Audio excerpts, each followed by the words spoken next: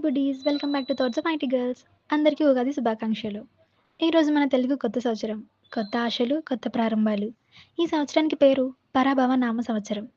ఇది 60 సంవత్సరాల చక్రంలో 40వ సంవత్సరం. మన లోపాలను గుర్తించుకుని, మనల్ని మనం మెరుగుపరుచుకునే సంవత్సరం అని భావిస్తారు. ఈరోజు చైత్ర శుద్ధ పాడ్యమి. మార్చ్ 19 ఉదయం 6:52 నుంచి మార్చ్ 20 ఉదయం 4:52 వరకు ఉంటుంది. ఈ పవిత్రమైన రోజున మనం కొత్త జీవితాన్ని ప్రారంభిస్తున్నాం. ఉగాది అంటే కేవలం పండగ కాదు. మన జీవితాన్ని అర్థం చేసుకునే రోజు కూడా. ప్రతి ఇంట్లో ఈ రోజు ఒక ప్రత్యేకమైన వంటకం తయారవుతుంది. అదే ఉగాది పచ్చడి. చాలా మందికి ఇదొక డిష్‌లా అనిపించొచ్చు. కానీ నిజానికి ఇది మన లైఫ్‌కి మిర్రర్ లాంటిది. ఈ పచ్చడిలో 6 రకాల రుచులుంటాయి. అవి మన జీవితంలో వచ్చే భావాలను సూచిస్తాయి. తీపి, సంతోషం తెలుపుతుంది.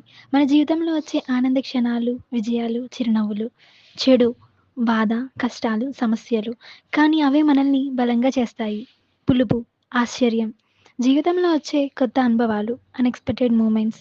కారం, కోపం తెలుపుతుంది. కొన్ని సందర్భంలో వచ్చే ఆగ్రహం, మన ఎమోషన్స్. ఉప్పు, సమతుల్యం. మన జీవితం సరిగ్గా నడవడానికి అవసరమైన బ్యాలెన్స్. వగరు, భయం తెలుపుతుంది. మనకు జాగ్రత్తగా ఉండమని చెప్పే భావం.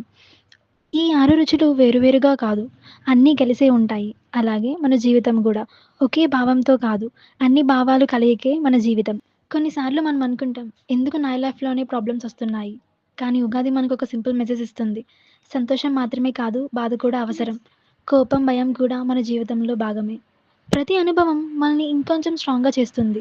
అందుకే ఉగాది చెప్తుంది, ప్రతి భావాన్ని అంగీకరించి జీవితంలో ముందుకు సాగాలి అని.